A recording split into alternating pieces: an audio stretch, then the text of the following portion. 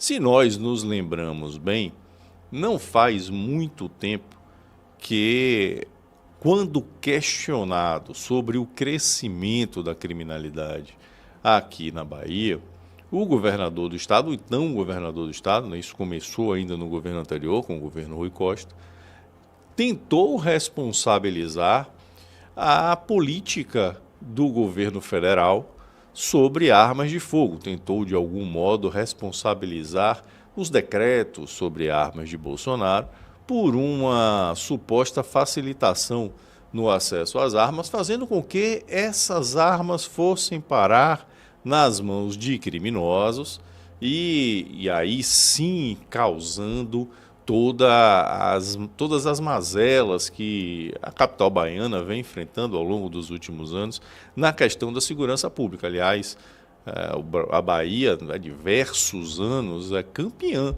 no número de homicídios no Brasil. E isso já deixava bastante claro que essa desculpa que era trazida pelo governador, que também foi endossada pelo comandante da PM, comandante-geral da Polícia Militar, também tentou trazer essa justificativa, já era completamente descabida, uma vez que se o Estado está há mais de 10 anos figurando, ou ora como campeão, ora como vice-campeão no número total de homicídios, não poderia ser uma política sobre armas implementada a partir de 2019 a responsável por abastecer os criminosos. Isso era inclusive um atentado à inteligência do espectador, até do eleitor baiano, né? Mas parece que não era uma preocupação.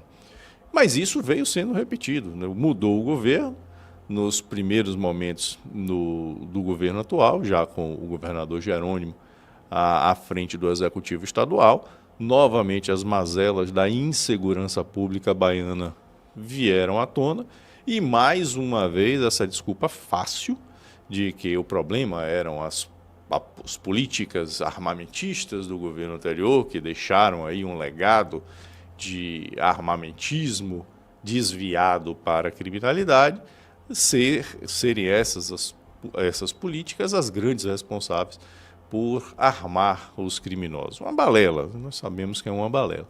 Mas parece que até mesmo a mídia comercial, a mídia tradicional, começou a perceber que essa narrativa era não só descabida, como manifestamente forçada, né? Algo que já estava completamente insustentável. E uma matéria do jornal Correio, aqui de Salvador, trouxe isso de modo bastante claro. Escancarou que essa desculpa era uma desculpa completamente esfarrapada, que não fazia nenhum tipo de sentido e que jamais se poderia, em uma realidade brasileira de tráfico de armas tão forte como nós temos, tentar achar uma válvula no comércio legal para criar qualquer tipo de responsabilização do comércio legal de armas em relação aos desvios de armamento ou ao abastecimento de criminosos com esses artefatos. E aqui, uma matéria que foi publicada no dia de hoje, pelo Correio, traz uma decisão exarada dentro de um processo em que se desarticulou uma das organizações ou um dos braços de uma das principais organizações criminosas que atuam em Salvador, o BDM, no Bonde do Maluco, trazendo aqui claramente a rota do seu armamento. E o que é que diz a matéria? Facção de Salvador usa fuzis da OTAN e das Forças Armadas dos Estados Unidos, a matéria, nas suas atuações criminosas aqui no estado.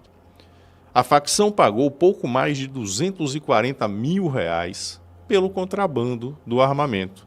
Mostra decisão judicial obtida pelo Correio. Não é narrativa, não é aqui nenhum tipo de ONG tentando trazer qualquer tipo de vínculo a respeito do armamento dos criminosos, não é nenhum tipo de elucubração, não é um ministro qualquer dizendo o que bem entende para justificar com narrativas as suas posições. Trata-se de uma decisão em meio a um processo em que se desarticulou um braço de uma das maiores organizações criminosas do estado da Bahia, que atua no estado da Bahia, repito, e que deixa isso bastante claro. O juiz prolator da decisão, o juiz Valmir Viana Ribeiro Júnior, ainda diz aqui, segundo a matéria, somente veículos especiais militares são dotados de blindagem suficiente para antepor o calibre 5.56. Não é exatamente uma realidade, né? Mas é uma realidade brasileira, né? Tem uma pequena imperfeição. Não necessariamente o veículo precisa ser militar para segurar. O que acontece é que no Brasil nós temos uma limitação aos níveis de blindagem, só é permitido ao civil o nível de blindagem até o 3A, e esse nível de blindagem de fato não segura o disparo do fuzil 5.56, mas existem blindagens em outros lugares do mundo. Infelizmente o Brasil não tem essa possibilidade de acesso, mas em outros lugares do mundo existem blindagens que resistem ao 5.56. Mas o juiz aqui coloca isso como uma forma de evidenciar que, claro, aqui na realidade brasileira, essas armas são, inclusive, utilizadas contra os veículos blindados. Os veículos blindados não têm nenhum tipo de resistência contra elas, os veículos para civis, evidentemente. E aqui o que é que ele diz? O espanto do magistrado reside no fato de que as armas são as mesmas usadas por países integrantes da Organização do Tratado do Atlântico Norte, a OTAN, e também das Forças Armadas dos Estados Unidos, e que isso retrata principalmente a desvantagem da força policial diante a facção BDM, a maior organização criminosa do Estado. Enfim, segundo aqui os termos da decisão, é do largo conhecimento na esfera da justiça criminal que os armamentos destes jaez são adquiridos pelas organizações criminosas narcotraficantes com o intuito de guarnecer as comunidades para manter seu domínio territorial, sobretudo para serem empregadas contra os agentes de segurança pública. Os termos aqui que foram utilizados na decisão. O juiz ainda relata as marcas dos fuzis, né, em calibre 5.56, tem um CZ, tem Colt, fuzis importados, trazidos ao Brasil via contrabando e que aí sim vão abastecer as organizações criminosas. Trata-se, portanto, de mais uma prova cabal, mais um elemento de evidência empírica de que a narrativa que se busca construir, tentando de qualquer forma atribuir responsabilidade pelo poderio bélico das organizações criminosas ao comércio legal de armas, é um enorme devaneio. Eu vou repetir aqui o que eu já disse algumas vezes e acabei de dizer aqui no início do programa. É um atentado contra a inteligência de quem ouve algo assim. Mas pior do que isso transparece vindo daqueles responsáveis pela segurança pública do Estado, e aí seja o comando, seja o chefe máximo, a responsabilidade máxima é do chefe do Poder Executivo, isso vai transmitir para a população uma gigantesca insegurança, porque transparece que os indivíduos que estão à frente da segurança pública no Estado não entendem absolutamente nada do assunto. Nós sabemos que a ideia é emplacar narrativas. No propósito, é um propósito de emplacar narrativa, não é talvez o propósito de extrair qualquer tipo de verdade nesse discurso. Mas para quem toma contato com isso, para quem lida, como o magistrado aqui muito bem colocou em sua decisão, para quem tem qualquer tipo de conhecimento, para quem entende minimamente da realidade da justiça criminal, fica extremamente escancarada uma dissociação total, absurda e completa do mundo real. Não é possível que nós vejamos no dia a dia armas importadas que jamais circularam no Brasil legalmente, sendo portadas por criminosos e utilizadas contra a polícia, e dizer, as autoridades dizerem que a origem desse armamento é o mercado legal. Que mercado legal?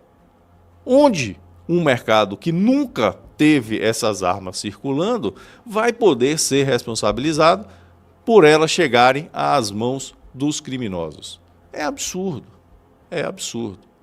E agora nós estamos, talvez, vendo um movimento tardio, evidentemente tardio, porque isso não é uma novidade, isso já é conhecido há muito tempo por todos aqueles, repito, que lidam com a justiça criminal, que lidam com a segurança pública, mas talvez, nós estejamos vendo agora um embrião do bom senso chegando para essa pauta e que talvez isso também permita encarar de fato as raízes dos problemas que nos afligem. Porque enquanto os criminosos estão se armando fartamente de fuzis trazidos pelo tráfico internacional de armas, com alto poderio, com toda uma estrutura de traficância montada, com suas rotas, com os seus fluxos de entrada, e a polícia fica tentando tampar o sol com a peneira, dizendo que o problema é o comércio legal de armas, é óbvio que nós jamais vamos poder alcançar nenhum tipo de medida efetiva para conter essa realidade.